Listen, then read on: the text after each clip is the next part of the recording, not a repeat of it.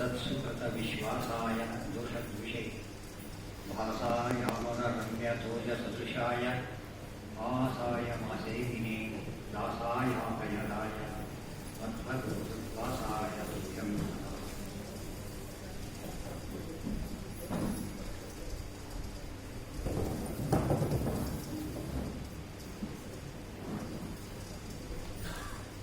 ಆತ್ಮೀಯರಾದಂತಹ ಅಧ್ಯಾತ್ಮಿಕ ಬಂಧುಗಳೇ, ಇದೊಂದು ಶುಭ ಸಮಯ. ಈ ಕಾಲದಲ್ಲಿ ಮಹಾಭಾರತ ಮೊದಲಾದವುಗಳ ಬಗ್ಗೆ ಕೇಳ್ತಕ್ಕಂಥ ಆಸಕ್ತಿ ಕಾಣೋದೇ ಕಷ್ಟ ಅಂತ ಹೊತ್ತಿನಲ್ಲಿ ಹೊರಬಡ ಮಧ್ಯಾಹ್ನದಲ್ಲಿ ಎಲ್ಲ ಸೇರ್ತೀವಿ ಅಂದರೆ ನಿಮಗೆಲ್ಲ ಅತ್ಯಂತ ಆತ್ಮೀಯವಾದಂಥ ಒಂದು ಅಭಿನಂದನೆಗಳು. ಇವತ್ತು ಮಹಾಭಾರತದ ಯಕ್ಷಪ್ರಶ್ನೆ ಅನ್ನೋದ್ರ ಬಗ್ಗೆ ಒಂದು ಸ್ಥೂಲವಾದ ಪರಿಚಯದ ಕಾರ್ಯಕ್ರಮ ಇದು. ಮಹಾಭಾರತ ಅಂದರೆ ಜಗತ್ತಿನ ಅದ್ವಿತೀಯವಾದಂಥ ಕೃತಿ. ಇದನ್ನು ವಿದೇಶಿಯರು ಓದ್ಕೊಂಡಿದ್ದಾರೆ ಎಂಬ ಆಶ್ಚರ್ಯದ ಸಂಗತಿ. ಮಹಾಭಾರತಕ್ಕೆ ಸಮನಾದ ಗ್ರಂಥವನ್ನು ನಾವು ಊಹಿಸಲಕ್ಕೂ ಸಾಧ್ಯ ಇಲ್ಲ. ಅದರ ಕಥೆ, ಅದರ ಪಾತ್ರಗಳು, ಅದರ ಬರ್ತಕ್ಕಂಥ ವಿಷಯಗಳು, ಚಿತ್ರವಿಚಿತ್ರವಾದ ಸನ್ನಿವೇಶಗಳು ಎಲ್ಲವೂ ಕೂಡ ಯುನೀಕ್ ಅಂತ ಗೊತ್ತಾಗಿದೆ. ಜಗತ್ತಿನ ದೊಡ್ಡ ದೊಡ್ಡ ಗಾಯಗಳು ಹೇಳ್ತಾರೆ, ಬೇರೆ ದೇಶದವರು ಕೂಡ ಹೇಳ್ತಾರೆ. ಮಹಾಭಾರತದ ಯಾವುದೇ ಭಾಗವನ್ನು ತಗೊಂಡು ಯಾರೇ ಹೇಳಿದ್ರು ಕೂಡ ದೊಡ್ಡ ಒಂದು ಕಾವ್ಯವಾಗಿರುತ್ತೆ. ಅದ್ಭುತವಾದ ಸಮುದ್ರದಂಥ ಕೃತಿ ಹೇಳ್ತಾರೆ. ಅದರಲ್ಲಿ ಏನೇನು ಅನ್ನೋದಕ್ಕೆ ಏನಿಲ್ಲ ಹೇಳಿ ಅಂತ ಹೇಳ್ತಾರೆ. ಧರ್ಮೇಚ ಅರ್ಥೇಚ ಕಾಮ್ಯೇಚ ಮೋಕ್ಷೇಚ ಪ್ರತ್ಯಕ್ಷ ಯದಿ ಹಸ್ತಿ ತದನ್ಯತ್ರ ಎನ್ನೇಹ ಹಸ್ತಿ ನ ತತ್ಕ್ವಚಿತ್. ನಿಜವಾದ ಅರ್ಥದಲ್ಲಿ ಎನ್ಸೈಕ್ಲೋಪೀಡಿಯಾ ಅನ್ನೋ ಕಾನ್ಸೆಪ್ಟ್ ಕೊಟ್ಟಿದ್ದೆ ಮಹಾಭಾರತ. ಎಲ್ಲದರ ದೃಷ್ಟಿಯಿಂದ ವಿಶ್ವಕೋಶ. ಆದರೆ ವಿಶ್ವಕೋಶಗಳು ರಿವೈಸ್ ಆಗ್ತಾ ಇರುತ್ತೆ. ಹಾಗಾಗಿ ಇದು ಎಂದು ರಿವೈಸ್ ಆಗದೇ ಇರ್ತಕ್ಕಂಥ ವಿಶ್ವಕೋಶ ಅಂದರೆ ಮಹಾಭಾರತ. ಯಾವ ವಿಷಯ ತಗೊಂಡ್ರೆ ಅದರಲ್ಲಿ ಕಾಣ್ತದೆ. ಯಾವುದರಲ್ಲಿ ಹೇಳಬೇಕಂದ್ರೆ ಇಲ್ಲದೇ ಇಲ್ಲ ಅಂತ ಹೇಳಿದ್ರಿಂದ ಓದೋರ ಯೋಗ್ಯತೆ ತಕ್ಕಂತೆ ಅರ್ಥ ಆಗುತ್ತೆ. ಇನ್ನು ಹೇಳೋದಾದರೆ ಓದೋರ ಕಾನ್ಫಿಡೆನ್ಸ್ ಎಷ್ಟೋ ಅದ್ರ ತಕ್ಕಂತೆ ಆಕಾಶ ಇದೆ. ಅದರಲ್ಲಿ ಮುಖ್ಯ ಕಥೆಯಂತೂ ಅತ್ಯಂತ ರೋಚಕ. ಅಂತ ಸಂಕೀರ್ಣ ಕಥೆಯಿಂದ ಜಗತ್ತಿನ ಯಾವ ಸಾಹಿತ್ಯವೂ ದಾಖಲಿಸಿಲ್ಲ ಅಂತ ಹೇಳ್ತಾರೆ. ಅದರ ಪಾಪುಲಾರಿಟಿ ಹೇಳೋದಾದರೆ ಇನ್ನು ಮಹಾಭಾರತ ಟಿವಿಯಲ್ಲಿ ಬಂದಿತ್ತಲ್ಲ, ಅದೇನು ಸರಿಯಾದ ಮಹಾಭಾರತ ಅಲ್ಲ. ಆದರೆ ಅದರ ಬಗ್ಗೆ ಎಷ್ಟು ಜನಕ್ಕೆ ಆಕರ್ಷಣೆ ಇತ್ತು ಅಂದರೆ ಬಿಟ್ವೀನ್ 9 and 10 ಟ್ರಾಫಿಕ್ ಎಲ್ಲೂ ಟ್ರಾಫಿಕ್ಕೇ ಇರ್ತಿತ್ತು. ಎಲ್ಲರೂ ಕೂಡ ಸ್ತಬ್ಧ. ಬಹುಶಃ ಕರ್ಫ್ಯೂ ಹಾಕಿದ್ರೆ ಅಲ್ಲಿ ಇರ್ತಿರ್ಲಿಲ್ಲ. ಅಂಥ ಒಂದು ಸೈಲೆನ್ಸ್ ಇದೆ. ಮದುವೆಗೆ ಯಾರು ಹೋಗಬೇಕಾದ್ರೆ ಇನ್ವಿಟೇಷನ್ ಕಾರ್ಡಲ್ಲಿ ಹಾಕ್ತಿದ್ರು, ಮಹಾಭಾರತ ಟಿವಿಯ ಪ್ರದರ್ಶನ ಅವಕಾಶ ಮಾಡಿಕೊಟ್ಟಿದ್ದೇವೆ. ಜನ ಹೋಗ್ತೇ ಇರಲಿಲ್ಲ. ಅಷ್ಟು ಬೆಟ್ಟರೆ ಅಟ್ರಾಕ್ಷನ್. ನಿಜವಾದ ಮಹಾಭಾರತ ಇರೋದು ಅದರ 1000 ಟೈಮ್ಸ್ ಅಲ್ಲ, ಇಮ್ಯಾಜಿನ್ ಮಾಡೋಕ್ಕಾಗುತ್ತೆ. ಅಷ್ಟು ದೊಡ್ಡದು. ಆದರೆ ಅಷ್ಟಕ್ಕೇನೆ ಜನಕ್ಕೆ ಆಕರ್ಷಣೆ. ಔಟ್ಡೇಟೆಡ್ ಆಗೇ ಇಲ್ಲ ಅನ್ನೋದರ ಮೀನಿಂಗ್ ಎಲ್ಲ ಔಟ್ಡೇಟೆಡ್ ಆಗಲಿಲ್ಲ ಮಹಾಭಾರತ. ಎಲ್ಲಿವರೆಗೂ ಮನುಕೂಲ ಇರುತ್ತೋ ಅಲ್ಲಿವರೆಗೂ ಮಹಾಭಾರತ ಇರುತ್ತೆ. ಮತ್ತು ವಾಲ್ಮೀಕಿ ರಾಮಾಯಣದಲ್ಲಿ ಹೇಳಬೇಕಾದ್ರೆ ಹೇಳ್ತಾರೆ, ಯಾವ ಸ್ಪರ್ಶಂತಿ ಗೆಳೆಯ ಸರಿತಶ್ಚ ಮಹೀನಲೆ ತಾವದ್ ರಾಮಕಥಾ ಲೋಕೇಶು ಪ್ರಚರಿಷ್ಯತಿ. ಎಲ್ಲಿವರೆಗೂ ನದಿಗಳು ಹರಿತಾ ಇರುತ್ತೋ, ಘಟ್ಟಗಳು ಇರುತ್ತೋ ಅಲ್ಲಿವರೆಗೂ ರಾಮಾಯಣ ಇರುತ್ತೆ, ಮಹಾಭಾರತ ಇರುತ್ತೆ ಅಂತ ಹೇಳ್ತಾರೆ. ಅದು ಮನುಕುಲ ವಿಚಿತ್ರವಾದ ಗ್ರಂಥ. ಅದನ್ನು ಬರೆದ ವ್ಯಾಸರ ಬಗ್ಗೆ ಬ್ಯಾಟ್ಸ್ಮನ್ ಒಂದು ಕಡೆ ಹೇಳ್ತಾರೆ, ಮಹಾಭಾರತವನ್ನು ನೋಡಿ ನಮ್ಮ ಆಯುಷ್ಯವನ್ನು ನೋಡಿಕೊಂಡ್ರೆ ನಮ್ಮ ಆಯುಷ್ಯ ತುಂಬ ಚಿಕ್ಕದಾಗಿ ಕಾಣಿಸ್ತಿದೆ, ಓದೋದಕ್ಕೆ ಆಗೋದಿಲ್ಲ ಅಂತ. ಅದು ದೊಡ್ಡ ಗ್ರಂಥ. ಲಕ್ಷ ಶ್ಲೋಕಗಳ ಏಕಮಾತ್ರ ಜಗತ್ತಿನ ಇವತ್ತು ಸಿಕ್ಕಿರೋ ಕೃತಿಗಳಲ್ಲಿ ಒಂದು ಲಕ್ಷ ಶ್ಲೋಕದ ಏಕಕರ್ತೃಕ ಸಿಂಗಲ್ ಆಧಾರದ ಕೃತಿ ಮಹಾಭಾರತ ಒಂದೇ. ಅದರ ಭಾಗಗಳು ಕೂಡ ಕಾವ್ಯವಾಗಿ ಮೊದಲಾದರಲ್ಲಿ ಬಾಣಭಟ್ಟ ಸಂಸ್ಕೃತ ದೊಡ್ಡ ಕವಿ, ಗದ್ಯ ಕವಿ ಅಂತ ಹೇಳ್ತಾನೆ. ನಮೋ ಭಗವತೆ ತಸ್ಮೈ ವ್ಯಾಸಾಯಾಮಿ ಹೇಳ್ತಾನೆ. ಯಥಾ ಭಾವಿಜಗಾಸರು ಅಂದರೆ ನಮಸ್ಕರ್ವವಿದೆ ತಸ್ಮೈ ವ್ಯಾಸಾಯ ಕವಿಗೆ ಸಸಿ ಚಕ್ರೇ ಪುಣ್ಯ. ಮಹಾಭಾರತವನ್ನು ತತ್ವಜ್ಞಾನದ ಬಳಿ ಅಂತ ಕರೀತಾರೆ. ಯೋ ವರ್ಷವಿವ ಭಾರತ. ಮಹಾಭಾರತ ತತ್ವಜ್ಞಾನದ, ಅಧ್ಯಾತ್ಮದ, ಸಾಹಿತ್ಯದ ವಿಶ್ವಕೋಶ, ಸರಸ್ವತಿಯ ವೃಷ್ಟಿ ಅಂತ ಕರೀತಾರೆ ಬಾಣಕವಿ. ಅವರು ಬಹಳ ದೊಡ್ಡ ವ್ಯಕ್ತಿ. ಬಾಣೋಚ್ಚಿಷ್ಟ ಜಗತ್ಸವಿ ಪ್ರಸಿದ್ಧ ಕವಿ ಹೇಳ್ತಾನೆ, ಮಹಾಭಾರತ ಸರಸ್ವತಿಯ ಮಳೆ ಅಂತ ಕರೀತಾರೆ. ಅದು ನಾವು ಟಿವಿ ನೋಡಿ ಹೇಳೋದಕ್ಕೆ ಹೋಗಬಾರ್ದು. ಅದರಲ್ಲಿ ಏನೂ ಇಲ್ಲ. ಮಹಾಭಾರತ ಹೆಸರು ಅಷ್ಟೇ ಹೊರತು ವಸ್ತುಸ್ಥಿತಿ ತೀರ ವಿಭಿನ್ನ. ಸಂಸ್ಕೃತ ಸಂಸ್ಕೃತ ಬರಬೇಕು, ಸಂಸ್ಕೃತ ಅನುವಾದ ಆಗಬೇಕು. ಅನುವಾದಕ್ಕೆ ಸಾಮಾನ್ಯ ಕೃತಿಗಳೇ ಅನುವಾದ ಸಿಗೋದಿಲ್ಲ. ಇನ್ನು ಮಹಾಭಾರತ ಸಿಗೋದು ಭಾರಿ ಕಷ್ಟ. ಎಲ್ಲ ವಿಷಯಗಳು ಸೇರಿ ಬಂದಾಗ ಒಂದು ಮೊದಲು ಅನೇಕ ರೀತಿಯಲ್ಲಿ ತಿಳ್ಕೊಳ್ಬೇಕಾದ್ರೆ ಒಂದು ಮುಖದ ಅರ್ಥ ಅದಕ್ಕೆ ನ್ಯಾಯ ಅಂತ ಅನಿಸೋದೇ. ಆದರೆ ಮಹಾಭಾರತ ನಾವು ಒಂದೊಂದು ಘಟ್ಟ ಯಕ್ಷ ಪ್ರಶ್ನೆ ಸುಮಾರವಾಗಿ ಕೇಳಿರ್ತಕ್ಕಂಥ ಒಂದು ಪದ ಯಕ್ಷ ಪ್ರಶ್ನೆ.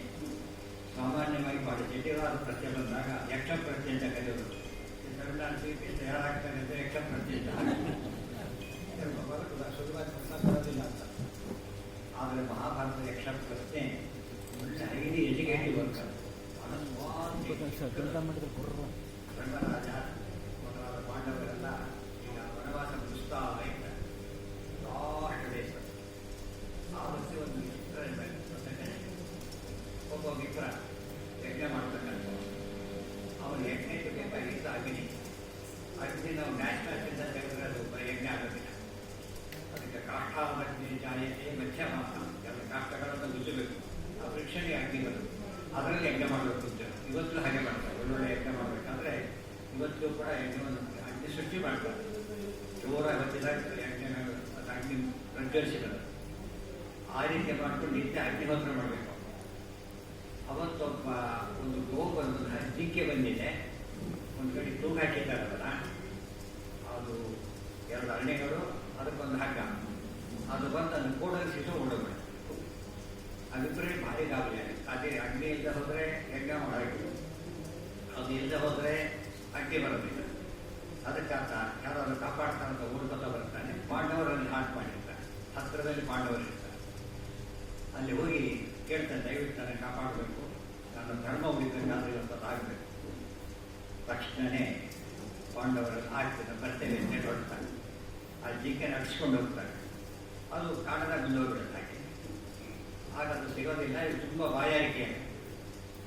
ಆಗ ನಕಲನ ಧರ್ಮರಾಜ ಹೇಳ್ತಾನೆ, ನಕಲ ಸ್ವಲ್ಪ ಬಾಯಾರಿಕೆ ಆಗಿದೆ, ಸ್ವಲ್ಪ ನೀರಿನ ನೆಲೆ ಕಾಣುತ್ತಾ ಸ್ವಲ್ಪ ನೋಡೋದು ಹೇಳ್ತಾನೆ. ಆಗ ನಕುಲ ಒಂದು ದೊಡ್ಡ ಮರವನ್ನು ಹಚ್ಚಿ ನೋಡ್ತಾನೆ. ಇಲ್ಲಿ ನೀರು ಸಿಗುವ ಸಂಭವ ಇದೆ, ದೊಡ್ಡ ಒಂದು ಸರೋವರ ಇರಬೇಕು ನನಗೆ ಅನಿಸುತ್ತೆ ಅಂತ ಹೇಳಿ. ಇದು ನೋಡಿದರೆ ಬೇರೆ ಶಾಸ್ತ್ರ, ಇದು ವಾಟರ್ ಡಿವೈನಿಂಗ್ ಇದೆ ಆ್ಯಕ್ಚುಲಿ. ಎಲ್ಲಿ ಆ ರೀತಿ ನೀರು ಮರಗಳಿದ್ದು ಮರಗಳ ಮೇಲೆ ಈ ಬಾಯಿ ಇರುತ್ತೋ ಅಲ್ಲಿ ನೀರಿರುತ್ತೆ ಅಂತ. ಇಷ್ಟು ಭಾಗ ಹೋಗ್ಬಿಟ್ರೆ ವಾಟರ್ ಡಿವೈನಿಂಗ್ ಕರೆಕ್ಟಾಗಿ ಬರುತ್ತೆ. ಅಂದರೆ ಎಷ್ಟೋ ಏನೋ ವಿಷಯ ಹೇಳ್ತಾ ಮತ್ತೊಂದು ವಿಷಯ ಹೇಳ್ತಾ ಹೋಗ್ತಾರೆ. ಅದಕ್ಕೆ ಎನ್ಸೈಕ್ಲೋಪೀಡಿಯಾ ಅಂತ ಕರೀತಾರೆ. ಮತ್ತು ಮಿಸೈಲ್ ಎಲ್ಲ ಮಹಾಭಾರತ ಬರ್ತದೆ. ಎಲ್ಲ ಇವತ್ತೇನು ನಾವು ಅತ್ಯದ್ಭುತವನ್ನು ಕೇಳ್ತೇವೆ ಅದೆಲ್ಲ ಮಹಾಭಾರತದಲ್ಲಿ ಇನ್ನೂ ನೀಟಾಗಿ ಬಂದಿದೆ. ಮತ್ತೆ ಬೇಗ ಕಳೆದಿಲ್ಲ, ಸ್ಪಷ್ಟವಾಗಿ ಹೇಳ್ತಾರೆ. ನೀರಿರ್ಬೇಕು, ನೀವು ನೋಡ್ಕೊಂಬಂತಾರೆ, ಹೋಗ್ತಾರೆ. ದೊಡ್ಡ ಸರೋವರ ಇವತ್ತು ಆ ಜಾಗ ತೋರಿಸ್ತಾರೆ. ಕುರುಕ್ಷೇತ್ರದಲ್ಲಿ ಆ ಜಾಗ ದೊಡ್ಡ ಸರೋವರ, ಇವತ್ತು ದೊಡ್ಡ ಸರೋವರ ಅಂದರೆ 5,000 ವರ್ಷದ ಹಿಂದಿನ ಸರೋವರ ಇವತ್ತು ಇದು ಬಹಳ ಆಶ್ಚರ್ಯ. ಕುರುಕ್ಷೇತ್ರದಲ್ಲಿ ಇಂಥ ಸರೋವರ ತುಂಬ ಇದೆ. ಅದನ್ನೆಲ್ಲ ಅಲ್ಲಿ ಜನಗಳಿಗೆ ಭಾರಿ ಶ್ರದ್ಧೆ. ರಾಮಾಯಣ ಮಹಾಭಾರತ ಉತ್ತರ ಭಾರತದ ಜನಗಳಿಗೆ ಪ್ರಾಣ ಇದೆ. ನೀವು ಜೊತೆ ಹೋಗ್ಬಿಟ್ರೆ ಅವರು ಇಡೀ ದಿವಸ ಅಲ್ಲಿಗೆ ಓಡಾಡ್ತಾರೆ, ಒಂದು ಪೈಸೆ ಕೇಳೋದಿಲ್ಲ. ಕಣ್ಣಿಂದ ತೋರಿಸ್ತಾರೆ, ಇದೆಲ್ಲ ನಡೆದ ಜಾಗ ಅಂತ ತೋರಿಸ್ತಾರೆ. ದೊಡ್ಡ ಸರೋವರ ಇವತ್ತು ಕೂಡ. ಆಗ ಖುಷಿಯಾಗಿ ಹಾಗಿದ್ರೆ ನೋಡೋದು ಬೇಕಾದ್ರೆ ಸ್ವಲ್ಪ ನೀರು ತಗೊಂಡು ಮಾಡ್ತೇನೆ. ಅವ್ರು ಮುಟ್ಟಕ್ಕೆ ಹೋಗ್ತಾನೆ, ತಕ್ಷಣ ಒಂದು ದೊಡ್ಡ ಆಕೃತಿ ಕಾಣಿಸ್ತದೆ. ಅದಲ್ಲ ಹಾಗೆಲ್ಲ ನೀರು ಬಿಡೋದಿಲ್ಲ. ಇದು ಮಮ ಪೂರ್ವ ಪರಿಗ್ರಹ, ನನಗೆ ಸೇರಿದ ಸರೋವರ ಇದೆ. ನನ್ನ ಅಪ್ಪಣೆಯಲ್ಲಿ ಯಾರು ತಗೊಳ್ಳೋಕ್ಕೆ ಸಾಧ್ಯ ಇಲ್ಲ. ಅಪ್ಪಣೆ ಯಾವಾಗ ಕೊಡ್ತೇನೆ ಗೊತ್ತಾ? ಕೆಲವು ಪ್ರಶ್ನೆಗಳನ್ನು ಕೇಳ್ತೇನೆ ನಾನು, ಅದು ಉತ್ತರ ಕೊಟ್ಟರೆ ಮಾತ್ರ ನೀರು ಕುಡಿಬೋದು, ಅಷ್ಟೇ, ಇಲ್ಲೋದ್ರಿಲ್ಲ. ಆಗಲಿ ಕೇಳು ಅಂತ ಹೇಳೋದಿಲ್ಲ. ಹಾಗೆ ನೀರು ಕುಡಿದ್ಬಿಡ್ತಾನೆ, ಬಿದ್ದುಬಿಡ್ತಾನೆ. ತುಂಬ ಗೊತ್ತಾಯ್ತು. ಆಗ ಸಹಜ ನೀನು ಹೋಗು ಅಂತ ಕೇಳುತ್ತಾರೆ. ಅವನಿಗೂ ಸೇಮ್ ಥಿಂಗ್. ಆಮೇಲೆ ಅರ್ಜುನ ನೀನು ಹೋಗು, ಅದು ಹಾಗೆ. ಪ್ರಶ್ನೆ ಏನೋ ಕೇಳೋದೇ ಇಲ್ಲ, ನೀರು ಕೊಟ್ಟು ಬಿಡ್ತಾರೆ, ಹಾಗೆ ಬಿರು ಸೇರಿದ ಹೋಗಿ ಹಾಗೆ ಅದು ಗಂಡಂತ ತಾನೇ ಬರ್ತಾನೆ. ನನಗೆ ಒಂದು ನೋಡ್ತಾನೆ, ಕುಡಿಬೇಕು ಎಲ್ಲ ಮಲಿಬಿಟ್ಟಿದ್ದಾರೆ ಸಂಬಂಧಿಕರ. ನೋಡೋದಕ್ಕೆ ಡೆಡ್ ಇದೆ, ಹಾಗೆ ಡೆಡ್ ಅಲ್ಲ ಅವ್ರು ಯಾರು ಮಲಗಿದ್ದಾರೆ, ಪ್ರಜ್ಞೆ ತಪ್ಪದಾಗ ಕಾಣಿಸ್ತಾರೆ. ಕುಡಿಯೋದಕ್ಕೆ ಹೋದ ತಕ್ಷಣ ಹೇಳ್ತಾನೆ, ನೋಡೋದ್ರೆಲ್ಲ ನನ್ನ ಮಾತು ಕೇಳಿಲ್ಲ, ಬಿದ್ದುಬಿಟ್ಟಿದ್ದಾರೆ, ನೀನು ಕೇಳು, ನನ್ನ ಪ್ರಶ್ನೆ ಉತ್ತರ ಕೊಡು. ವಿಭಸ್ವತೆ ಹರಸ್ವತೆ, ಎಷ್ಟು ಬೇಕಾದ್ರೂ ಕೊಡಿ, ಎಷ್ಟು ಬೇಕಾದ್ರೂ ತಗೊಂಡು ಪ್ರಶ್ನೆ ಉತ್ತರ ಕೊಡಬೇಕು. ನನ್ನ ಆಗಲಿ, ಏನು ನಿಮ್ಮ ಪ್ರಶ್ನೆ ಕೇಳು ಅಂತ ಹೇಳಿ. ಆಗ ಯಕ್ಷ ಈಗ ಕಣ್ಣಿ ಕ್ಲಿಯರಾಗಿ ಕಾಣಿಸ್ತಾನೆ. ನಾನು ಕೇಳಿದ್ದೇನೆ, ಉತ್ತರ ಕೊಡ್ತಾ ಹೋಗ್ಬೇಕು. 128 ಪ್ರಶ್ನೆ ಕೇಳ್ತಾರೆ. 128 ಪ್ರಶ್ನೆ ಬಿಟ್ ಕ್ವಶನ್ ಅಂತೇವಲ್ಲ, ಒನ್ ವರ್ಡ್ ಆನ್ಸರ್ ಕೊಡ್ಬೇಕಂತೆ, ಹೆಚ್ಚು ಕೊಡಾಗಿಲ್ಲ ಅಂತ ಪ್ರಶ್ನೆ ಕೇಳ್ತಾ ಹೋಗ್ತಾರೆ. ಅಂದರೆ ಮಾಡರ್ನ್ ಕಾನ್ಸೆಪ್ಟ್, ಲೇಟೆಸ್ಟ್ ಕಾನ್ಸೆಪ್ಟ್ ಇದು ಹಾಗಲ್ಲ. ಎಲ್ಲ ಹೇಳಬೇಕಂತೂ ಗೊತ್ತಿಲ್ಲ, ಸುಮ್ಮನೆ ಸ್ಯಾಂಪಲ್ ಹೇಳ್ತೀನಿ. ಭೂಮಿಗಿಂತ ಭಾರ ಯಾವುದು? ಅದು ರೀತಿ ಬಂದಿರೋ ಡಿಕ್ಷನರಿಯಲ್ಲಿ ಸಿಗೋದಿಲ್ಲ, ಗೂಗಲಲ್ಲೂ ಸಿಗೋದಿಲ್ಲ. ಭೂಮಿಗಿಂತ ಭಾರ ಯಾವುದು? ಅರ್ಜುನ ಸಂಧಾನದ ವಿಶೇಷತೆ ತಕ್ಷಣ ಉತ್ತರ ತಾಯಿ ಅಂತ. ತಾಯಿಯ ಮಹತ್ವ ಎಷ್ಟು ದೊಡ್ಡದೋ ಅನ್ನೋದನ್ನು ಹೇಳೋದು ಅದು ಮಾತಿನ ವಿಶೇಷ. ಭೂಮಿಗಿಂತ ಭಾರ ಅಂದರೆ ತಾಯಿ. ನಮ್ಮ ಜನ ಅಪಾರ್ಥ ಮಾಡ್ಕೊಂಡು ಭಾರಿ ಭಾರ ಅಂತ ಬಿಟ್ಬಿಡೋದೇ ಭಾಷೆ ಅಂತ ಬಿಟ್ಟವರಿರ್ತಾರೆ. ಮೊನ್ನೆ ಅವನು ಎತ್ತಾಕ್ಬಿಟ್ಟ ಅಂತ ಹೇಳ್ತಾರೆ. ಪ್ಯಾರಿಸ್ನ ತಾಯಿನ ಎತ್ತಾಕ್ಬಿಡ್ತಾರೆ. ನಾವು ಹೋಗ್ತವರಿಂದ ಹುಚ್ಚರ ರಾಕ್ಷಸರ ಹೆಸರು. ಯಾವ ತಾಯಿಗೋಸ್ಕರ ಮನುಷ್ಯ ತನ್ನ ಹೊಟ್ಟೆಯಲ್ಲಿ ಜಾಗ ಕೊಟ್ಟಿರ್ತಾರೆ ತಾಯಿ, 9 ತಿಂಗಳು ಗೊತ್ತಿರ್ತಾರೆ ಅಂಥವ್ರು ಬಿಸಾಕ್ಬೇಕಾದ್ರೆ ಇವತ್ತು ನಾವು ಸಂಸ್ಕೃತಿ ಎಲ್ಲಿ ಹೋಗ್ತಾ ಇದ್ದೇವೆ ಅಷ್ಟೇ. ಆಯಿತು, ಆಕಾಶಕ್ಕಿಂತ ಎತ್ತರ ಆಗೋದಕ್ಕೆ ಹೇಳ್ತಾರೆ. ತಂದೆ ಅಂತ ಹೇಳ್ತಾನೆ ತಕ್ಷಣ. ತಂದೆ ರೆಡಿಮೇಡ್ ಆನ್ಸರ್. ನಮ್ಮ ತಂದೆ ನಮಗೆ ತಂದೆನೇ, ಯಾರು ಸಬ್ಸ್ಟಿಟ್ಯೂಟ್ ಮಾಡೋಕ್ಕಾಗಲ್ಲ. ಅಲ್ಲ, ನಮ್ಮ ತಂದೆ, ನಮ್ಮ ತಾಯಿ. ಈ ಮಹತ್ವ ನಮಗೆ ಅರ್ಥ ಆಗುತ್ತೆ. ಹುಡುಗರಿಗೆ ಈಗ ನಾವು ಹಿಂದಿನ ಹೇಳ್ತಾ ಇರೋದಿಲ್ಲ. ತಂದೆ ಆಗ್ತಾರೆ, ತಾಯಿ ಆಗ್ತಾರೆ, ಸಬ್ಸ್ಟಿಟ್ಯೂಟ್ ಮಾಡೋಕ್ಕೆ ಬರೋದಿಲ್ಲ. ತಂದೆ ಬಾಡಿ ಆಗ್ತಾರೆ ಅಂತ ಹೇಳ್ತಾರೆ. ಅವರಿಗೆ ದೊಡ್ಡವರು ಯಾರು? ಗುರು ಅಂತ ಹೇಳ್ತಾರೆ. ಒಂದು ದೊಡ್ಡ ಗುರು. ತಂದೆ ತಾಯಿ ದೇಹ ಕೊಟ್ಟರೆ ಆ ಜ್ಞಾನ ಇದ್ದರೆ ಮಾತ್ರ ದೇಹಕ್ಕೆ ಬೆಲೆ. ಅದು ಕೊಡೋದು ಗುರು. ಆದ್ದರಿಂದ ಗುರು ಇನ್ನೂ ದೊಡ್ಡದು. ಗುರುವಿನ ಕಾನ್ಸೆಪ್ಟ್ ಅಂತ ಹೇಳ್ತಾರೆ. ಇಂಥ ಪ್ರಶ್ನೆ ಎಲ್ಲ ಉದಾಹರಣೆ ಕೇಳ್ತಾ ಹೋಗ್ತಾರೆ.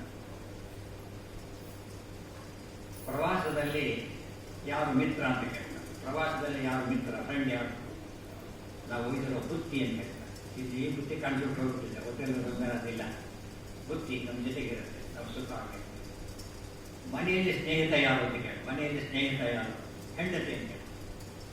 ಇದೆಲ್ಲ ನಮ್ಮ ಜನ ಸಂಸ್ಕೃತಿ ಅರ್ಥ ಮಾಡ್ತಿದ್ದೆ ನೋಡ್ಬೇಕು. ಹೆಂಡತಿನ ಗುಲಾಮನಂತೆ ಕಾಡ್ತಿದ್ವಿ ಅಂತ ಹೇಳ್ತಾರಲ್ಲ, ತಪ್ಪೋದು. ಫ್ರೆಂಡ್ ಅಂತ ಹೇಳ್ತಾರೆ. ಹೆಂಡತಿ ನನ್ನ ಸ್ನೇಹಿತ. ದೇವರು ಕೊಟ್ಟ ಮಿತ್ರ ಯಾರು ಅಂದರೆ ಪತ್ನಿ ಅಂತ ಹೇಳ್ತಾರೆ. ಇದು ಆಶ್ಚರ್ಯ. ಮನೆ ಹೇಗೆ ಗಂಡ ಹೆಂಡತಿ ಇರಬೇಕು ಅನ್ನೋದಕ್ಕೆ ಲೇಟೆಸ್ಟಲ್ಲೂ ಜನ ಫಾಲೋ ಮಾಡ್ತಾ ಇಲ್ಲ. ಬಾಯಲ್ಲಿ ಸ್ತ್ರೀಯರಿಗೆ ಆಹಾರ ಬರೋದು ಅಂತ ಹೇಳ್ತಾರೆ, ಅನುಷ್ಠಾನದಲ್ಲಿ ಇಲ್ಲ, ಅಷ್ಟಿಲ್ಲ. ನಿಜವಾದ ಸ್ನೇಹಿತೆ ನಮ್ಮ ಪತ್ನಿ ಅಂತ ಹೇಳ್ತಾರೆ. ಬಹಳ ಖುಷಿ ಆಗುತ್ತೆ. ನಾವು ಬೇರೆ ಊರಿಗೆ ಹೋದಾಗ ಸಹಾಯ ಮಿತ್ರ ಯಾರು ಅಂತ ಕೇಳಿ, ವಿದ್ಯೆ ಅಂತ ಹೇಳಿ. ವಿದ್ಯೆಯಿಂದ ವಿದ್ವಾನ್ ಸರ್ವತ್ರ ವಿದ್ಯೆ. ಉಳಿದವರೆಲ್ಲ ಲಿಮಿಟೇಷನ್ ಇದೆ, ಇದಕ್ಕಿಲ್ಲ. ವಿದ್ಯೆ ಇದ್ರೆ ಇರಬೇಕಾದ್ರು ಒಂದೊಂದು ಅಷ್ಟ ಉತ್ತರ ಕೊಡ್ತಾ ಹೋಗ್ತಾರೆ. ಧರ್ಮರಾಜ ಕಿಮಾಶ್ಚರ್ಯ, ಇಡೀ ವಿಶ್ವದ ಅತಿ ದೊಡ್ಡ ಆಶ್ಚರ್ಯ. 7 ವಂಡರ್ಸ್ ಆಫ್ ದಿ ವರ್ಲ್ಡ್ ಅಲ್ಲ, only 1 wonder of the world. ಯಾವುದು 7? Immediate answer. ಅಹನ್ಯಹನಿ ಭೂತಾನಿ ಗಚ್ಚಂತೀಹ ಯಮಾಲಯಂ ಶೇಷಾಹ ಸ್ಥಾವರಮಿಚ್ಛಂತಿ ಕಿಮಾಶ್ಚರ್ಯಮತಃ ಪರಂ. ಅಂದರೆ ದಿನಗಳಿಗಾದರೆ ಜನ ಸಾಯ್ತಾರೆ, ಅದು ಜನ ನೋಡ್ತಾರೆ, ಅಯ್ಯೋ ಸತ್ತ ಅಂತ ಹೇಳ್ತಾರೆ.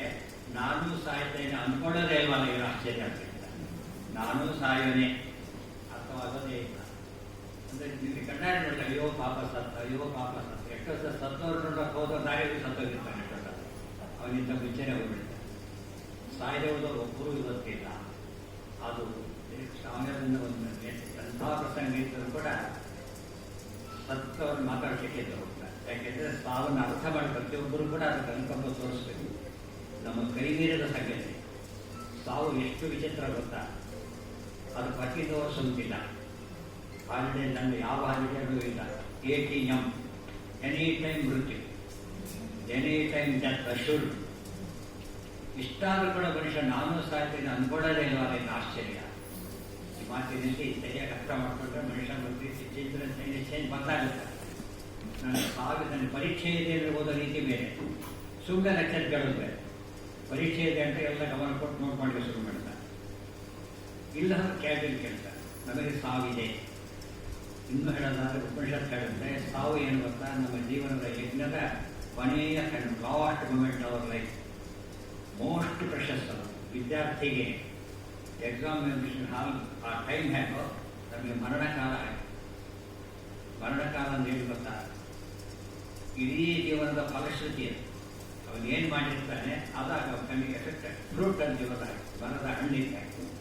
ಅದನ್ನು ಯಾರು ಸರಿಯಾದ ಒಂದು ಮಾತಿದೆ, ಒಬ್ಬ ವ್ಯಕ್ತಿಯ ಯೋಗ್ಯತೆಯನ್ನು ಸಾವಿನಲ್ಲಿ ನೋಡೋದು ಕೆಟ್ಟ.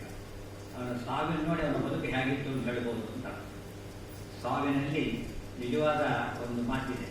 ಮನುಷ್ಯ ಯಾತಕ್ಕೆ ಬಂದ ಹೇಗೆ ಸಾಯಬೇಕು ಅಂತ ತಿಳ್ಕೊಳ್ಳೋದಕ್ಕೆ ಹೇಳಿ ವಿದ್ಯಾರ್ಥಿ ಓದೋದು ಯಾಕೆ how to face the examination, how to face the death ಅದು ಬೇಕು. ಎಕ್ಸಾಮಿನೇಷನ್ ಎಷ್ಟು ಪ್ರಿಪೇರ್ ಮಾಡ್ಕೊತಾನಲ್ಲ ಹಾಗೆ ಪ್ರಿಪೇರ್ ಮಾಡ್ಕೋಬೇಕು ಅಂತ ಸಾಯಲಿಕ್ಕಿಂತ ಮುಂಚಿತವಾಗಿ ರೆಡಿ ಇರಬೇಕು ನಾವು ಸಾಯಲಿಕ್ಕೆ. ಮಹಾಭಾರತ ಒಂದು ಮಾತು ಹೇಳ್ತಾರೆ, ಕೃತಕೃತ್ಯ ಪ್ರತೀಕ್ಷಂತೆ ಮೃತ್ಯು ಪ್ರಿಯವಿಮಾತಿಥಿ. ಎಲ್ಲ ಮಾಡೋದಕ್ಕೆ ಹೇಳ್ತಾರೆ, ಮಾಡಿದವರು ಸಾವನ್ನು ಹ್ಯಾಂಗ್ ನೋಡ್ತಾರೆ ಅಂದರೆ ಇನ್ನೂ ಬರಲೇ ಇರಲ್ಲ ಯಾಕೆ ಅಂತ ಕಾಯ್ತಾ ಕೂತಿರ್ತಾರೆ. ಅಂದರೆ ಎಲ್ಲ ಮಾಡಿರ್ತಾರೆ ಅಂತ ಆಗಿದೆ.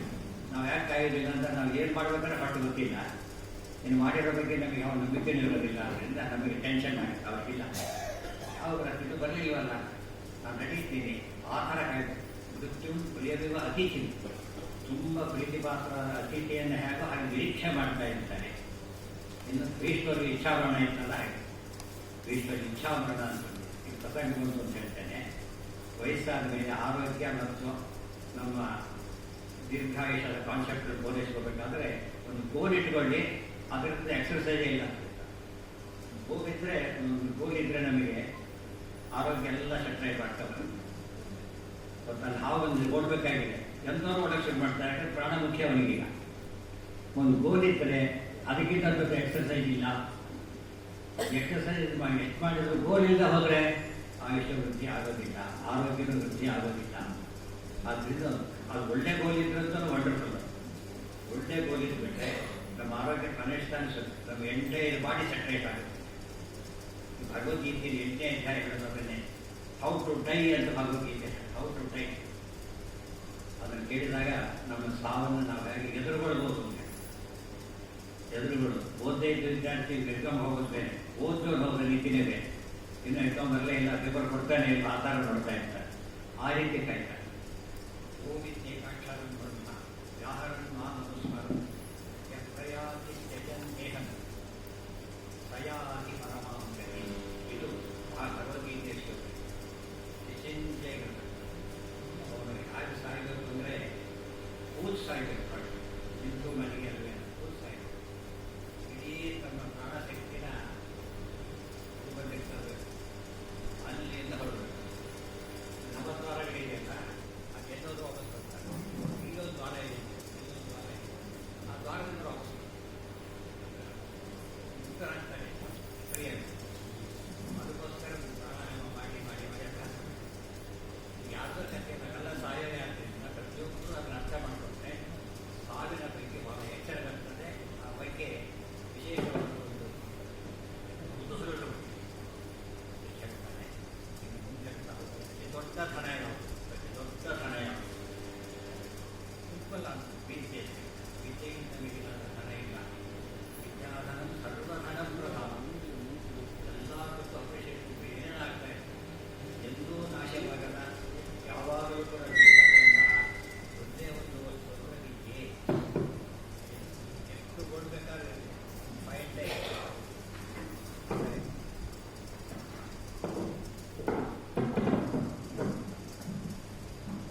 ಒಂದು ವಸ್ತುನ ಉಳಿಸ್ಬೇಕಾದ್ರೆ ಖರ್ಚು ಮಾಡಬಾರ್ದು. ಸಾಮಾನ್ಯ ವಿದ್ಯೆ ಹಾಗಲ್ಲ. ಖರ್ಚು ಮಾಡಿದಷ್ಟು ಹೆಚ್ಚು ಬೆಳೆಯುತ್ತೇವೆ, ಖರ್ಚು ಮಾಡಿದಷ್ಟು ಹೆಚ್ಚು ಬೆಳೆಯುತ್ತೆ. ವೇಗತೆ ವರ್ಧತ ಏವ ನಿತ್ಯಂ. ಇದೊಂದು ವಿದ್ಯೆ ಮ್ಯಾಜಿಕ್. ಧನ ಎಂದೂ ನಾಶವಾಗದ. ಅದಕ್ಕೆ ಕೆಲಸ ಕೊಟ್ಟಾಗ ಎಮ್ಮೆ ಆಗಿರ್ತಾರೆ, ಎಕ್ಸ್ಪೀರಿಯನ್ಸ್ ಆಗುತ್ತೆ. ಎಕ್ಸ್ಪೀರಿಯನ್ಸ್ ಆಗುತ್ತೆ ಅಂದರೆ ದೊಡ್ಡ ಪ್ರೊಫೆಷನ್ ಪ್ರೊಡಕ್ಷನ್ ಮಾಡ್ತಾರೆ. ವರ್ಕ್ ಲೋಡ್ ಕಡಿಮೆ ಆಗುತ್ತೆ, ಅವನಿಗೆ ಸಂಬಳ ಜಾಸ್ತಿ ಆಗುತ್ತೆ. ಯಾಕಂದರೆ ಅನುಭವ ವಿದ್ಯೆ ಪಾಪ ಮಾಡ್ತಾ ಹೋಗುದು. ಮತ್ತು ನಾನ್ ಟ್ಯಾಕ್ಸಬಲ್ ಅಂದರೆ ವಿದ್ಯೆ ಬಂದೆ. ಓದಿದ್ದು ಪ್ರೊಫೆಷನಲ್ ಟ್ಯಾಕ್ಸ್ ಇದೆ, ಎಜುಕೇಷನ್ ಟ್ಯಾಕ್ಸ್ ಅಂತಿಲ್ಲ. PhD ಮಾಡಿಷ್ಟಾಗಿ ಮತ್ತೆ ಓದೋದಿಲ್ಲ, ಪೂರ್ತಿ ಓದೋದು ಬಿಟ್ಬಿಡ್ತಾರೆ ಟ್ಯಾಕ್ಸ್ ಹಾಕಿದ್ರೆ. ಹಾಗಾಗಿ ನಾನ್ ಟ್ಯಾಕ್ಸಬಲ್ ಅಷ್ಟೇ ಅಲ್ಲ, ಯಾರನ್ನು ಕಲಿಯೋಕ್ಕೆ ಸಾಧ್ಯನೇ ಇಲ್ಲ, ಕಲಿಲಿಕ್ಕೆ ಆಗೋದು. ಸೇಫೆಸ್ಟ್ ಅಂದರೆ ಸೇಫೆಸ್ಟ್ ಬೆಳೆಯುತ್ತೆ ಮತ್ತು ಭಾರಿ ಪುಣ್ಯ ಕೊಡುತ್ತೆ, ಅಪ್ರಿಷಿಯೇಟ್ ಆಗುತ್ತೆ. ಅದು ನಾಶ ಆಗೋದಿಲ್ಲ. ಪ್ರೊಫೆಸರ್ ರಿಟೈರ್ ಆಗ್ತಾನೆ, ಪ್ರೊಫೆಸರ್ ಅಲ್ಲ ಅವನೀಗ, ಬಟ್ MA/PhD ಹೋಗುತ್ತೆ, ಚೇಂಜ್ ಆಗುತ್ತಿಲ್ಲ. ಸತ್ರು ವಿದ್ಯೆ ಜೊತೆ ಹೋಗುತ್ತೆ, ಜನ್ಮಕ್ಕೆ ಫಾಲೋ ಮಾಡುತ್ತೆ. ಫಾರನ್ ಗೇಟ್ ಇರ್ತಾರಲ್ಲ, ಹಿಂದಿನ ಜನ್ಮ ಮುಂದೆ ಕಂಟಿನ್ಯೂಷನ್. ಕಷ್ಟ ತಕ್ಷಣ 3 ವರ್ಷದ ಹುಡುಗ ಸಂಗೀತ ಕಚೇರಿ ಮಾಡ್ತಾನೆ ಅಂದರೆ ಅದು ಇವತ್ತು ಬಂದಿದ್ದಲ್ಲ, ಜನ್ಮಾಂತರದ ಸಾಧನೆ. ಇದನ್ನೆಲ್ಲ ಹೇಳ್ತಾ ಹೋಗ್ತಾರೆ. ವಿದ್ಯೆಗಳು ಅತಿ ಶ್ರೇಷ್ಠ ವಿದ್ಯೆ ಯಾವುದು ಅಂತ ಹೇಳ್ತಾರೆ. ವಿದ್ಯೆ ಶ್ರೇಷ್ಠ, ಅತಿ ಶ್ರೇಷ್ಠ ವಿದ್ಯೆ ಯಾವುದು? ಅಧ್ಯಾತ್ಮ ವಿದ್ಯಾ ವಿಜ್ಞಾನ. ಅಧ್ಯಾತ್ಮ ವಿದ್ಯೆ ಅತಿ ಶ್ರೇಷ್ಠವಾದ ವಿದ್ಯೆ. ಇದು ತುಂಬ ಗಮನಿಸಬೇಕಾದ ಅಂಶಗಳು. ಚಿಕ್ಕ ಚಿಕ್ಕ ಮಾತುಗಳು, ದೊಡ್ಡ ದೊಡ್ಡ ಉತ್ತರಗಳು. ಯಾತಕ್ಕೆ ಅಧ್ಯಾತ್ಮ ವಿದ್ಯೆ ಶ್ರೇಷ್ಠ ಅಂತ ಪ್ರಶ್ನೆ. ಎಲ್ಲರೂ ಮೆಡಿಕಲ್ ಬೇಕಿಲ್ಲ, ಎಲ್ಲರೂ ಇಂಜಿನಿಯರಿಂಗ್ ಬೇಕಿಲ್ಲ, ಯಾವುದೂ ಬೇಕಿಲ್ಲ. ಆದರೆ ಆತ್ಮ ಎಲ್ಲರಿಗೂ ಇರೋದ್ರಿಂದ ಅಧ್ಯಾತ್ಮ ಎಲ್ಲರಿಗೂ ಬೇಕು. ಅಧ್ಯಾತ್ಮ ಇಸ್ ಫಾರ್ ಆಲ್, ಮತ್ತು ಅಧ್ಯಾತ್ಮ ಇದು ಫಾರ್ ನೋಬಡಿ. ಹಾಗಾಗಿಬಿಟ್ಟು ಅಧ್ಯಾತ್ಮ ಅಂದರೆ ಸಂತರಿಗೆಲ್ಲ, ಋಷಿಗುಣಿಗಳಿಗೆಲ್ಲ, ಪ್ರತಿಯೊಬ್ಬರಿಗೂ ಅಧ್ಯಾತ್ಮ ಬೇಕು. ಆತ್ಮ ಇದ್ರೆ ಮಾತ್ರನೇ ದೇಹಕ್ಕೆ ಬೆಲೆ ಆಗುತ್ತೆ. ಆದ್ದರಿಂದ ಅಧ್ಯಾತ್ಮ ವಿದ್ಯೆ ಇರಬೇಕು. ಅಧ್ಯಾತ್ಮ ಅಂದರೆ ಏನು? ಮುಂದಿನ ಪ್ರಶ್ನೆ. ಅಧ್ಯಾತ್ಮ ಅಂದರೆ ಏನು? ಇದು ಗೊತ್ತಿಲ್ಲದೇ ಜನ ಅಧ್ಯಾತ್ಮವನ್ನು ಇಷ್ಟಪಡಲ್ಲ ಅಂತ. ಗೊತ್ತಾದ್ಮೇಲೆ ಇಷ್ಟಪಡ್ತಾರೋ ಬಿಡ್ತಾರೋ ಆಮೇಲೆ ಗೊತ್ತಾಗಬೇಕಲ್ಲ ಅಷ್ಟೊಂದು. ಅಧ್ಯಾತ್ಮ ನಮ್ಮ ಕಣ್ಣಿಗೆ ಕಾಣೋದಿಲ್ಲ. ಇಂಜನ್ನಿಂದ ವೆಹಿಕಲ್ ಮುಂದೋಗುತ್ತೆ, ಇಂಜನ್ ಕಾಣಿಸ್ಬಾರ್ದು, ಕಾಣಿಸ್ಬೇಕಾಗಿದೆ, ಕನ್ಸಿಲ್ ಮಾಡಿಬಿಡ್ತಾರೆ. ಆದರೆ ಅದರಿಂದಾನೇ ಮುಂದೆ ಹೋಗ್ತಿರೋದು. ಇವತ್ತು ಎಲ್ಲ ಇದೆ, ಇಂಜಿನ್ ಇಲ್ಲ ಅಂದರೆ ಅದು ತಳ್ಳಬೇಕಷ್ಟೇ. ಇವತ್ತು ಅಧ್ಯಾತ್ಮ ಅಂತ ಹೇಳಿದರೆ ಎರಡು, ಒಂದು ನಾವು, ಇನ್ನೊಂದು ಭಗವಂತ. ಈ ಕಡೆಯಿಂದ ನಾವು, ಆ ಕಡೆಯಿಂದ ಭಗವಂತ. ಇಬ್ಬರಿಗೆ ಕನೆಕ್ಷನ್ ಆಗೋದಕ್ಕೆ ಅಧ್ಯಾತ್ಮ ಅಂತ ಕರೀತಾರೆ. ಕನೆಕ್ಟ್ ಆಗುತ್ತೆ. ಅವನು ಬಿಂಬ, ನಾವು ಪ್ರತಿಬಿಂಬ. ಇಮೇಜಸ್ ನಾವೆಲ್ಲ ಅಂದರೆ ಇವರು ಆಲ್ ಡಿಪೆಂಡೆಂಟ್ ಆಗಿ ಜಗತ್ತಿನೊಳಗೆ ಡಿಪೆಂಡೆನ್ಸ್ ಇಲ್ಲದೆ ಜಗತ್ತಲ್ಲಿ ಯಾರೂ ಬದುಕಿಲ್ಲ. ಪ್ರತಿಯೊಬ್ಬರು ಡಿಪೆಂಡೆಂಟ್. ಹುಡುಗನೇ ಡಿಪೆಂಡೆಂಟ್. ಟೋಟಲಿ ಒಬ್ಬ ಅನಾಥ ಬರಿಗಿರುತ್ತೆ, ಯಾರು ಕೇಳೋದೇ. Totally dependent. ಅದೇ ಬೆಳೀತಾ ಹೋಗಿ ಟೋಟಲಿ ಮತ್ತೆ ಡಿಪೆಂಡೆಂಟ್. ವೃದ್ಧ ಅಲಗಾಡಕ್ಕೂ ಬರಲ್ಲ. ಔಷಧ ಒಳಗೆ ಪಕ್ಕದಿಂದ ತಗೊಳಕ್ಕೆ ಬರಲ್ಲ. ನಮಗಿದ್ರೆ ಬಾಯಲ್ಲಿ ನುಂಗಕ್ಕೂ ಬರಲ್ಲ. ಅಂದರೆ ಚಿಕ್ಕ ಮಗು ಸಾಯೋ ಮೂಲಕ ಒಂದೇ ರೀತಿ ಇರ್ತಾರೆ. ಚಿಕ್ಕ ಮಗು ಸಾಯೋ ಮೂಲಕ. ಚಿಕ್ಕ ಮಗು ಯಾರು ಇಟ್ಕೊಂಡು ಓಡಾಡ್ಬೋದು, ಮುದುಕನ ಯಾರು ಇಟ್ಕೊಂಡು ಓಡಾಡ್ತಾರೆ, ಮುಗಿತಾರೆ. ಅಂದರೆ ಡಿಪೆಂಡೆನ್ಸ್ ಎಷ್ಟು ಕಾಣ್ತಾ ಇದೆ, ಆ ಡಿಪೆಂಡೆನ್ಸಿಂದ ಮುಂಚೆ ನಾವು ಗೆಲ್ಲಬೇಕು. ಅದು ಅಧ್ಯಾತ್ಮ. ಯೋಗಿಗಳೆಲ್ಲ ಸಾಧನೆ ಮಾಡ್ತಾರೆ. ಇನ್ನೂ ಸ್ವಲ್ಪ ಯೋಚನೆ ಮಾಡಬೇಕು. ಇವತ್ತು ಗನ್ನಿದೆ, ಅದರ ಬೆಲೆ ಇರೋದು ಬುಲೆಟ್ ಇದ್ದರೆ ಮಾತ್ರ. ಇಲ್ಲೋದು ಗೋಲಾಗುತ್ತೆ ಅಷ್ಟೇ, ಗನ್ನಾಗುತ್ತೆ. ಬುಲೆಟ್ ಇಲ್ಲ ಹೋದರೆ ಗನ್ನಲ್ಲ. ಯಾರೋ ಇಲ್ಲ ಹೋದರೆ ಅದು ಅನಿಸಲ್ಲ. ಮತ್ತು ಇಂಜಿನ್ ಹೋದರೆ ವೆಹಿಕಲ್ ಅಲ್ಲ. ಅಧ್ಯಾತ್ಮ ಇಲ್ಲ ಹೋದರೆ ನಮ್ಮ ಜೀವನ ಇಲ್ಲ ಅಂತ ಹೇಳ್ತಾರೆ. ನಮ್ಮ ಜೀವನ ಇದೆಯಲ್ಲ ಈಗ ಅಂತ ನಮ್ಮ ಪ್ರಶ್ನೆ ಅಲ್ಲ. ಮತ್ತು ಕಾರು ತಂದು ಕರ್ಕೊಂಡು ಹೋದರೆ ಕಾರಂತ ಕರೀತಾರ, ಜೋಕ್ ಆಗುತ್ತೆ ಅಷ್ಟೇ. ನಡ್ಕೊಂಡು ಹೋದ್ರೆ ಎಷ್ಟು ಬಾಕಿ ನೀರಾದ್ರೂ ಇನ್ನೂ ಫಾಸ್ಟ್ ಹೋಗ್ಬೋದು, ಸುಖವಾಗಿರುತ್ತೆ. ಆದರೆ ಇಂಜಿನ್ ಆನಾದರೆ ಅದು ಸ್ವಾರಸ್ಯತೆ. ಫಾಸ್ಟ್ ಆಗುತ್ತೆ. ನಾವು ಅಧ್ಯಾತ್ಮ ಇಲ್ಲದ ಬದುಕು ಸಾಧನೆ ಮಾಡಿದೆ. ಅಧ್ಯಾತ್ಮ ಇದ್ದರೆ ದೊಡ್ಡ ವಂಡರ್. ನಿಮಗೆ ವಂಡರ್ ಹೇಳ್ತೀನಿ ಕೇಳಿ. ಮಹಾಭಾರತ ಕೆಲವು ಸಾಲ್ವ ಅಂತ ಒಬ್ಬ ರಾಜ ಇದ್ದ. ಅವನು ಸಿಟಿ ಮಾಡಿದ್ದ. ಎಂಥ ಸಿಟಿ ಗೊತ್ತಾ? Mobile city. ಸಿಟಿಯಲ್ಲಿ ಮೂವ್ ಆಗ್ತಾಯಿದೆ. ನಾವು ಜೋಕಲ್ಲಿ ಗೊತ್ತಿಲ್ಲ ಅಷ್ಟೇ. ನಮಗೆ ಗೊತ್ತಿಲ್ಲ, ಜೋಕ್ ಗೊತ್ತಾಗಲೇ ನಾವು ಮುಂದೆ ಹೋಗಿದ್ವಿ ಅಂತ ಹೇಳ್ತಾರೆ. ಅದೇನು ಎಲ್ಲದರ ಕಾನ್ಸೆಪ್ಟ್ ಕೊಟ್ಟಿದ್ದು ಮಹಾಭಾರತ. ಪ್ರತಿಯೊಂದು ಮಿಸೈಲು ಜರಾಸಂಧ ಕಥೆ ಹೇಳ್ಕೊಂಡಿರ್ತಾರೆ. ಏನು ಜರ ಏನು ಮಾಡಬೇಕಾಗಿದೆ, ನಾನು ಕೃಷ್ಣನ ಮೇಲೆ ಎಸಬೇಕಾಗಿದೆ, ಕೃಷ್ಣ ದ್ವೇಷಿಯು. ಇಲ್ಲಿಂದ ಎಷ್ಟು ದೂರ ಇದೆ ಮದುವೆ ಸೆಟ್ ಮಾಡಬೇಕು ಟೈಮು. ನೀವು 1 ಕಿಲೋಮೀಟರ್ ಅಂತ ಹೇಳ್ತಾರೆ. ಕಷ್ಟ ಬಿಡಿ ಕರೆಕ್ಟಾಗಿ ಎಸಿತಾರೆ. ಅಲ್ಲೊಂದು ಮಿಸೈಲ್, ಕಂಪ್ಲೀಟ್ ಮಿಸೈಲ್. ಯಾವೇನು ಬರಬೇಕು, ಯುದ್ಧ ಪರ್ವ ಹೋಗಿಬಿಟ್ಟು ಅಂತ ನಿಮಗೆ ಅಡ್ವಾನ್ಸ್ ಇಡಬೇಕಂತ ಭಾರಿ ಅಡ್ವಾನ್ಸ್ ಆಗಿರೋದಲ್ಲ. ನಾವು ಅನುವಾದದಲ್ಲಿ ಯಾವುದು ಬರೋದಿಲ್ಲ ಯಾವುದು. ಆದ್ದರಿಂದ ನಮಗೆ ಅದರ ಮಹಾಭಾರತದ ಒಂದು ಹೈಟ್ ಗೊತ್ತಾಗುತ್ತೆ. ಅಷ್ಟು ಪರಿಪೂರ್ಣವಾದ ಕೃತಿ. ಅಂತ್ಯಕಾಲದಲ್ಲಿ ನಾವು ಹೊಸ ಪ್ರಪಂಚದಲ್ಲೇ ಸೇರಿಸ್ತೇವೆ. ಡಿಸ್ಕನೆಕ್ಟ್ ಆಗ್ತಾ ಬರ್ತೇವೆ. ಪ್ರಾಣ ಪಾದದಿಂದ ಬರಕ್ಕೆ ಶುರುವಾಗುತ್ತೆ. ನಿಧಾನ ಮೇಲೆ ಬರ್ತಾ ಹೋದ್ರೆ ಹುಡುಕಾಗಲ್ಲ, ಇನ್ಯಾಕ್ಟಿವ್ ಆಗಿ ಶುರುವಾಗುತ್ತೆ. ಕೊನೆಗೆ ಒಂದು ಇದಕ್ಕೆ ಬರ್ತಾರೆ. ಎಲ್ಲರೂ ಸಾಯೋ ಪ್ರೋಸೆಸ್. ಆಕ್ಸಿಡೆಂಟಿಗೆ ಅಪ್ಲೈ ಆಗಲ್ಲ. ಆಕ್ಸಿಡೆಂಟ್ ನ್ಯಾಚುರಲ್ ಡೆತ್ ಹೀಗಿರ್ತಾರೆ. ಕೊನೆಗೆ ಒಂದು ಹೇಳ್ಬಿಡ್ತಾರೆ. ಆ ರೀತಿ ಬರ್ತಾ ಅಂದರೆ ಅವನು ದೊಡ್ಡ ಸಾಧಕ. ಬಟ್ ಅದು ಓವರ್ ನೈಟ್ ಬರೋದಿಲ್ಲ, ಒಂದು ಜನ್ಮದಲ್ಲೂ ಬರೋದಿಲ್ಲ. ಜನ್ಮಕ್ಕೂ ಅರ್ಥ ಮಾಡಿಕೊಡ್ತಾ ಹೋಗ್ತಾರೆ. ಅದನ್ನೇ ಮಹಾಭಾರತದಲ್ಲಿ ದುರ್ಯೋಧನನಿಗೆ ಎಲ್ಲ ಅನುಕೂಲ ಇತ್ತು, ಅಧ್ಯಾತ್ಮ ಇತ್ತು. ರಾವಣ ಅನ್ನೋದು ಸೂಪರ್ ಸೈಂಟಿಸ್ಟು. ಅವನು ಅಟ್ಯಾಕ್ ಮಾಡಲಿಕ್ಕೆ ಯಾರೂ ಸಾಧ್ಯ ಇದೆ. ಅಷ್ಟು ತಂತ್ರದಿಂದ ಹೊರ ಇರ್ತಾರೆ. ಸತ್ತ ಹನುಮಂತನಿಗೆ ಏನೂ ಇಲ್ಲ. ಹನುಮಂತ ರಾವಣ ಸೋಲಿಸ್ಬಿಟ್ಟ. ಆಪೋಸಿಟ್ ಹನುಮಂತನಿಗೆ ಮೈ ಮೇಲೆ ಕವಚ ಕೂಡ ಇಲ್ಲ, ಕೈ ಬಿಲ್ಲಿಲ್ಲ, ಬಾಣ ಇಲ್ಲ. ರಾವಣನಿಗೆಲ್ಲ ಇದೆ. ರಾವಣನ ಹೋಮ್ ಪಿಚ್ ಬೇರೆ ಹನುಮಂತನಿಗೆ ಹೋಗ್ಬಿಚ್ಚಲ್ಲ. ಅಲ್ಲಿ ಎಲ್ಲರನ್ನೂ ದಾಟಿ ರಾವಣನ ಸಭೆ ಮತ್ತೆ ನಿಂತ್ಕೊಂಡು ಮಾತಾಡ್ತಾರೆ. ಒಂದು ಹನುಮಂತನಿಗೆ ಕವಚ ಇಲ್ಲ, ಜೊತೆಗೆ ನರಪೀಡೆ ಇಲ್ಲ. ರಾವಣ ಏನು ಮಾಡ್ತಾ ಇರೋದು ನೀನೀಗ? ಸೀತೆಯಿಂದ ತಂದು ಅಪಹರಣ ಮಾಡಿಕೊಂಡು ಕೊಡದೇ ಇದೆಯಾ? ಕೊಡ್ತೀಯೋ ಇಲ್ವೋ? ಯಾರೂ ಇಲ್ಲ ಇದೆ ಹೆಂಡತಿಯಲ್ಲಿ ಕೂಗ್ಲಿಕ್ಕೆ. ಕೊಡ್ತೀಯೋ ಇಲ್ವೋ ನೀನೀಗ? ನಮ್ಮ ರಾಮನ ಹೆಂಡತಿ. ರಾಮ ಯಾರು ಗೊತ್ತಾ? ನಾಳೆ ಯಾರು ಗೊತ್ತಾ ಅಂತಾರ. ನೀನು ಯಾರು ನನಗೆ ಗೊತ್ತಿದೆ. ಇಷ್ಟೊತ್ತು ನಿನ್ನ ಮಗನೇ ಕೊಂದಿದ್ದೇನೆ ನಾನು ಹೇಳ್ತಾರೆ. ಅಷ್ಟು ನಾನು ಕೊಂದಾಕಿದ್ದೀನಿ, ಬರೀ ಕೈಗೆ ಕೊಂದಿದ್ದೇನೆ. ನಿನ್ನ ಮಗನ ಸೇವ್ ಮಾಡೋದು ನನಗಾಗಿಲ್ಲ, ನೀನು ಉಳ್ಕೊಳ್ಳೋಕ್ಕಾಗೋದಿಲ್ಲ. ರಾಮನ ಸರೆಂಡರ್ ಆಗೋದು, ರಾಮನ ಕ್ಷಮಿಸ್ತಾರೆ. ಇಲ್ಲ ಹೋದರೆ ನಿಮಗೆ ಸಾಧ್ಯ ಇಲ್ಲ. ಈ ಮಾತಾಡಿ ಎಷ್ಟು ಧೈರ್ಯ ಬೇಕು ಅನಿಸುತ್ತೆ. ನಮ್ಮ ಮನೆಯವರು ಜೈಲು ಅಂತ ಹೇಳ್ಕೊಂಡು ಧೈರ್ಯ ಇರೋದಿಲ್ಲ. ಹನುಮಂತನ ಧೈರ್ಯಕ್ಕೆ ಬೇರೆ ಅನಿಸುತ್ತೆ. ಅಧ್ಯಾತ್ಮ. ಯಾರು ನೀನು? ದಾಸೋಹಂ ಕೋಸಲಿ. ನಾನು ಭಗವಂತನ ದಾಸ, ಭಗವಂತನ ದಾಸ. ಅವಕ್ಕೆ ಸ್ಟ್ರೆಂತ್ ಇದೆ. ನಮಗೊಂದು ತಮಾಷೆ ಏನು ಹೇಳ್ಬೇಕು ಗೊತ್ತಾ? ಸರ್ವೆಂಟ್ ತಾನೇ, ಅಪ್ರಾರ್ ಸರ್ವೆಂಟ್. ಅಪ್ರಾರ್ ಸರ್ವೆಂಟ್. ಹರಿದಾಸರು ಪದೇ ಸರ್ವೆಂಟ್ಸ್ ಅಂತ. ಸರ್ವೆಂಟ್ ಆಗಲಿಕ್ಕೆ ಇಷ್ಟ ಇಲ್ಲ ಅಂತ ಹೇಳ್ತಾರೆ. ಆದರೆ ಸರ್ವೆಂಟ್ ಆಗಲಿಕ್ಕೆ ಇಷ್ಟಪಡ್ತಾರೆ ಗೊತ್ತಾ? ಯಾವಾಗ? ಯಾವುದ್ರ ಸರ್ವೆಂಟು? ಯಾರ್ದು ಮನೆ ಹೇಳ್ತಾ ಹೋಗ್ತಾರೆ, ಅಯ್ಯೋ ಪಾಪ ಸರಿಯಲ್ಲ ಅಂತ. ಯಾವ ಸರ್ವೆಂಟ್ ಗೌರ್ಮೆಂಟ್ ಸರ್ವೆಂಟ್ ವೆರಿ ಜಾಸ್ತಿ, ಇಮಿಡಿಯೇಟ್ಲಿ ವೆರಿ ಜಾಸ್ತಿ. ಗೌರ್ಮೆಂಟ್ ಸರ್ವೆಂಟ್ ಅಂತ ಹೇಳಿದ ತಕ್ಷಣ ಅವನ ಹೈಟೇ ಬೇರೆ. ಸರ್ವೆಂಟ್ ಹೌದು, ಬಟ್ ಗೌರ್ಮೆಂಟ್ ಸರ್ವೆಂಟ್ ಅದು ಕ್ಲಾಸ್ 1 ಆಫೀಸರ್, ಕ್ಲಾಸ್ 1 ಸರ್ವೆಂಟ್. ಆ ಲೆಕ್ಕದಲ್ಲಿ still great. Chief secretary wonderful. ಇವರು ಸರ್ವೆಂಟ್ ಆಗಿ ಹೇಳಿಲ್ಲ. ಇವರು ಮ್ಯಾನೇಜರ್ ಯಾರು ಗೂಂಡಾಗಿ ಹೇಳು ತೋಡು ಏನು ಮಾಡ್ತೀರೋ ಅಂತ. ಬಾಸ್ ಆಫ್ ಗೂಂಡಾಸ್ ಇದೆ ಗೌರ್ಮೆಂಟ್ ಸರ್ವೆಂಟ್. ಎಷ್ಟು ಬೆನಿಫಿಟ್ಸ್ ಇದೆ, ಎಷ್ಟು ಅನುಕೂಲ ಇದೆ, ಸೇಫ್ಟಿ ಇದೆ, ಸೆಕ್ಯೂರಿಟಿ ಇದೆ. ರಿಟೈರ್ ಪೆನ್ಷನ್ನು, ಸತ್ರ ಫ್ಯಾಮಿಲಿ ಪೆನ್ಷನ್, ಈ ಬೆನಿಫಿಟ್ ಯಾರು ಗೂಂಡ ಕೊಡ್ತಾರೆ. ಅದಕ್ಕೆ ನಾವು ಯಾರು ಸರ್ವೆಂಟ್ ಅಂತ ಹೇಳ್ಕೋದ್ರೆ ಸಂತೋಷ ಪಡಬೇಕು. ನಾವು ಭಗವಂತನ ಸರ್ವೆಂಟ್ಸ್. ಗ್ರೇಟ್ ಅಂತ ಯಾರೇ ಏನು ಮಾಡೋಕ್ಕೆ. ಗವರ್ಮೆಂಟ್ ಸರ್ವೆಂಟ್ ಇದು ಅಧ್ಯಾತ್ಮ. ನಾವು ಯಾರು ಇಂಡಿಪೆಂಡೆಂಟ್ ಅಲ್ಲ. ನಮ್ಮ ಮೇಲೆ ಒಂದು ಕಂಟ್ರೋಲಿಂಗ್ ಫೋರ್ಸ್ ಇದೆ. That is god. ಅದನ್ನ ಅರ್ಥ ಮಾಡ್ಕೊಂಡು ಏನು ಕಷ್ಟಪಡಬೇಕಾಗಿಲ್ಲ. ನಮ್ಮ ಲೈಫ್ ಇರೋದೇ ಹೇಗಿದೆ. ದಿನ ಬೆಳಗಾದ್ರೆ ನಾವು ಬದುಕೋದೇ ಡಿಪೆಂಡೆನ್ಸ್ ಇದೆ. ಇದೇ ನಾವು ಮಾಡೋಕ್ಕೆ ಬರೋದಿಲ್ಲ. ಕೆಲಸ ಆಗ್ತಾ ಇದೆ ಈಗ. ನಮ್ಮವ್ರು ಯಾರೂ ಮಾಡ್ತಾ ಇಲ್ಲ. ಎಕ್ಸಾಂಪಲ್ ನೋಡಿ, ಮಲಗಿದ್ದೇವೆ, ಉಸಿರಾಡ್ತಾ ಇದ್ದಾರೆ, ಜೊತೆಗೆ ಯಾರೂ ಇಲ್ಲ. ಉಸಿರಾಟ ಯಾರು ಮಾಡಿಸ್ತಾ ಇದ್ದಾರೆ? ಯಾರು ಎಲ್ಲರೂ ಬಿಟ್ಟಿದ್ದಾರೆ, ಎಲ್ಲರೂ ಉಸಿರಾಡ್ತಾ ಇದ್ದಾರೆ. ಮಾಡೋದು ಕಾಣ್ತಾ ಇಲ್ಲ. ಆಟೋಮೆಟಿಕ್ ಅಲ್ಲ, ಆಟೋಮೆಟಿಕ್ ಆಗಿ ಸಾಯಬಾರ್ದಾಗಿತ್ತು. ಒಂದು ವ್ಯವಸ್ಥೆ ಇದೆ, ವ್ಯವಸ್ಥೆ ಇದೆ. ನೀರು ಬಂದಾಗ ಯಾರು ಮಾಡ್ತಾರೆ ಅಂತ ಹೇಳೋದಿಲ್ಲ. ಇಲ್ಲ, ಪ್ರಾಣವನ್ನು ನಿಯಂತ್ರಣ ಮಾಡೋ ಒಂದು ಶಕ್ತಿ ಇದೆ. ಅದನ್ನು ಯೋಚನೆ ಮಾಡಿಲ್ಲ. ಸೈನ್ಸಿನ ಒಂದು ಡಿಫೆಕ್ಟ್ ಅಂದರೆ ಅದು ನೇಚರ್ಗೆ ಎಂಡಾಗಿದೆ, ಪುರುಷನಿಗೆ ಎಂಡಾಗಿದೆ. ಪ್ರಕೃತಿಯ ಪುರುಷ ಅಂತ ಇಟ್ಟಿದ್ದಾರೆ.